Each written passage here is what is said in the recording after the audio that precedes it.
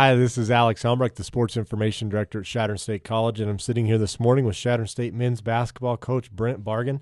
The Eagles had a tough trip over to the mountains of Colorado, dropping a 76-70 decision against Colorado Mesa, and then that was followed by a tough 70-57 setback at Western State. Those two losses put Chadron State at 0-6 on the season, 0-2 in the Rocky Mountain Athletic Conference. Things will get a little more interesting for the Eagles, though, this week and the week beyond. Their next 4 games are going to be at home after playing their first 5 of their 6 games on the road. We'll talk to Coach about that here in a second. But Coach Bargan, beginning with Colorado Mesa, really a well-played game between both squads, 2 really good teams, physical teams, and really it just boiled down to the free throw line. Well, I mean, they shoot twice as many free throws. They make 11 more free throws than we attempt. We attempted 21 free throws, and they attempted 43. They made 32 free throws, and you do just about everything else that you want to do. We had too many turnovers in the first half, and we did not box out very well in the first half. But I thought our kids played their hearts out. I thought they played really well. It was a 2-point game at halftime, and we had foul trouble. Our two of our seniors, Kevin and Mawala, didn't play in the first half, very few minutes, just because of foul trouble. So they sat, and the rest of the guys picked up the slack and did a great job, and especially specifically defensively.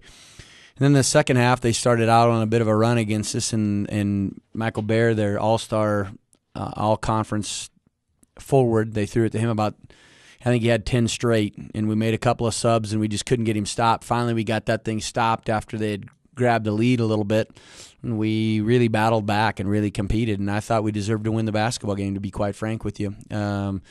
They're a good team. Coach Heaps always has a good team. They're well coached. They're tough-minded. They do a lot of good things, and I thought our kids did all of those things and more and really deserved to get a win. Both teams played really well. Each squad had 4 players finish in double figures, as Coach mentioned. Michael Bear finished with a game-high 26 points. He also added 6 rebounds, and then a handful of other players from Mesa had 10 and above. Kevin McClellan led the Eagles with 14 points. Sammy Hines had 10. Moala Tatua had 12 points, and I'm sure you were happy to see him finish with 9 rebounds. That was a season high for Mo. And then Christian McGee had 11 points off the bench, kind of found a shooting touch. Well, Christian's been shooting the ball better, and I know that he shot the ball a little better at UNO, and he's doing some nice things for us. We need Christian to play well. I trust him, and I want him to shoot it, and he really stretches the defense. He understands how we're playing and what we want done. He understands not only what he needs to do, but the other guys on the floor, and he's kind of finding his niche now and has really been shooting the ball much, much better and doing some good things. He's 3 for 6 from the field, 2 of 4 from 3, and made all 3 free throws, and in only 15 minutes. So I think that's about where he needs to be. He's scores 11 points in 15 minutes and does a real nice job. Had we not been in foul trouble in that particular game, I think it may be a little bit of a different outcome. That's something we have and will need to continue to make adjustments to, specifically defensively on not fouling and committing so many fouls, because we can't put somebody to the line. Like I said, they made 11 more free throws than we attempted.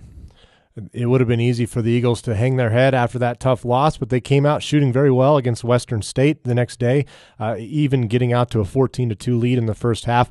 Western State, though, continued to battle back, eventually cutting it to a 33-27 game at the halftime mark.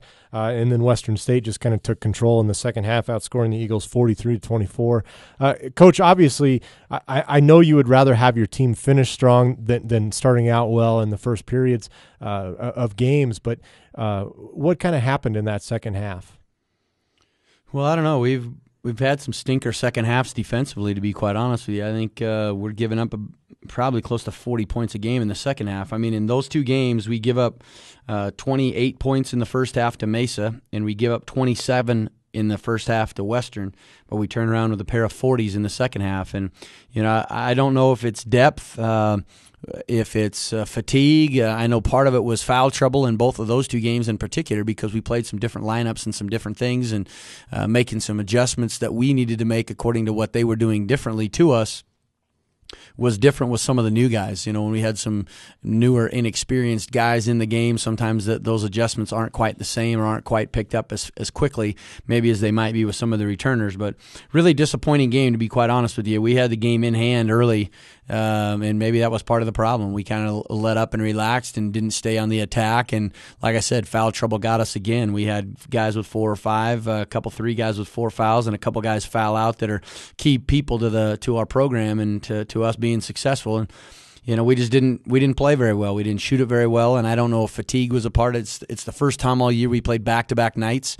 Because of the conference schedule and the conference change, we don't play many back-to-back games in the non-conference because we have 3 weeks to play 4 games, so I don't generally play back-to-back games.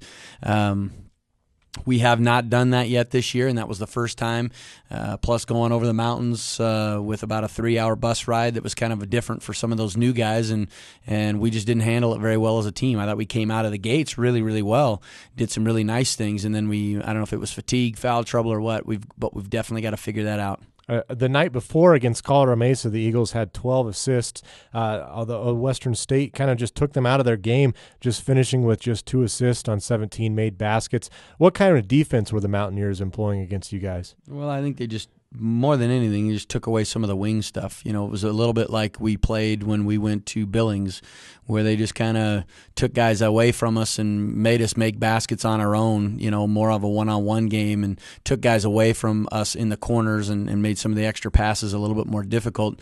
And we didn't do a very good job. And quite frankly, the other thing is when we only shot 31% in the second half, 35 on the game. So when Mawala goes 2 for 8 and Kevin goes 3 for 11 and Sam goes 3 for 9, Michael Safer, our other post guy, was 1 for 5, you're not making shots. We're getting shots, and that's going to definitely increase your assists, obviously, if you're making baskets, and maybe that doesn't look as skewed if we shoot the ball a little bit better. And again, that may go back to, I give credit to Mike and their staff for guarding us the way they did, but part of that is that they have to take some credit for it, but at the same time we just got to make some baskets, and part of that could be fatigue and travel and who knows what, but it was kind of a culmination of things. Well, the Eagles will look to get back on the winning track in the Rocky Mountain Athletic Conference this weekend. They host 2 teams, both Denver squads, beginning with Regis Friday evening at 8 p.m. at Armstrong Gymnasium, and that's followed by a tough game against Metro State, which is currently ranked the number 2 team in the nation, on Saturday at 8 p.m. Coach, just real fast, beginning with Regis University, it's a team that you've had some success with in the past few years. You've gone 5-1 over the past 3 seasons against Lonnie Porter's Rangers. They enter the game 3-3 overall, and just like you, 0-2 in the conference. Well, I know they had 2 tough games against the New Mexicos at home last week, and they were difficult games for them. They're 3-3, and they've done something we haven't done, and that's get to 500 on the year. And so they've obviously found some games to win. This will be their first game. They've played 6 games. We have been home once out of 6 games. And they have not been on the road yet in 6 games, so all their games are at home. I know Coach Porter is a tough guy, and his kids are tough, and they're physical, and they play well, and they're well coached, and we're going to have our hands full. We've got to find a way to play well for 40 minutes. It's not something we've done this year.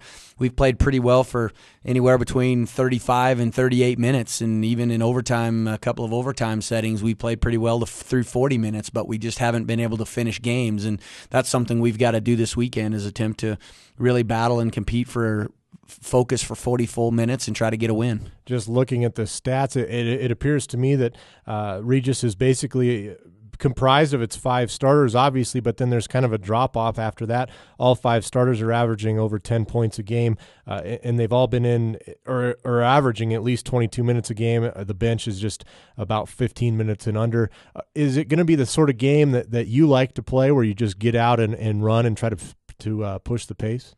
Well, we'd like to obviously dictate some tempo. Coach Porter's teams are scoring a little bit more at 72 points a game than what they have in the past. They generally don't score as many points. And, you said they've got one guy at 23 minutes, and the other 3 guys are all at 35, 31, 34 minutes a game. So they're playing a ton of minutes. I know last weekend they had 2 guys play all 40 minutes. And I think that we're maybe a little bit deeper. At least we're playing more guys, and hopefully that we can use that to our advantage for sure. And that'll be followed by a game Saturday against number 2 Metro State. The Roadrunners are currently 7-0 on the season, 2-0 in the Rocky Mountain Athletic Conference. They will play Friday at the University of Nebraska Kearney before they come here to Shattern State. They defeated New Mexico Highlands 88-68 and Western New Mexico 85-57 to start RMAC play last weekend in Denver. They're a lot like Regis, though. They haven't played on the road yet. So a team like this, obviously a lot of talent, just like Metro State has had, it seems, forever. But, Coach, they haven't truly been tested on the road yet, which I'm sure you're probably preaching to your guys. Well, you know, as tough of our travel is in the conference and even out of conference based on our location, you know, people still have to come to play us. And so we've got to start taking advantage of it. We've had good crowds. We're looking to try to get some great crowds and create some, you know, tremendous college atmosphere here and make a difference with the with our location and the travel that those guys got that have to be able to do. And if we can, you know, Phil Armstrong and continue to have great crowds that we have had, they've really been able to impact the game. And we want to make this one of the toughest road places to play in all of the RMAC because of our travel and where we're located and the size of gym and the ability to create some noise and havoc within that place. It gets pretty loud, and hopefully we can be able to have a great home court advantage. And, you know, I don't know. Metro is an awfully good team. They played some great teams in Bemidji and Winona, some teams that are generally in the Elite Eight, won some national championships in there. Those guys are really good, and obviously the teams in our league, the two New Mexico schools have played well. They've had a tough trip to Denver last week, but, you know, they kind of handed it to them. And so Coach has got a bunch of good kids down there. They're always They're always very well prepared, very talented, very physical, probably a little more physically gifted than most. Probably have the best resources. Not probably. They've got the best resources in the conference, and they do a great job of maximizing the resources that they have. Well, it should be an exciting game. I think just outside of obviously that when UNK comes to town for that great rivalry that we have with them, a lot of fans and a lot of students get geared up for this game, so we hope to have a great attendance Saturday night.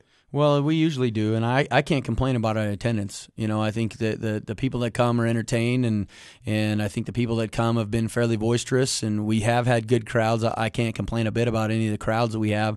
We just hope that we continue to get students and the people in the community, if nothing's going on Friday night and Saturday night, that you'll come and help us and enjoy a game, because you're going to see some good teams. Obviously, a lot of you are familiar with Lonnie Porter because he's been there for so long that most of you people have grown up watching him and his teams. And then, obviously, Metro has been a stellar program in the conference for a long, long time and have done some, you know, a ton of great things. We're just hoping that we can keep playing well. We got to find a way to finish a game and get some wins, and it's going to be an exciting weekend, we hope. All right, Coach. Well, best of luck to you this weekend. Again, both of those games for the men start at 8 p.m.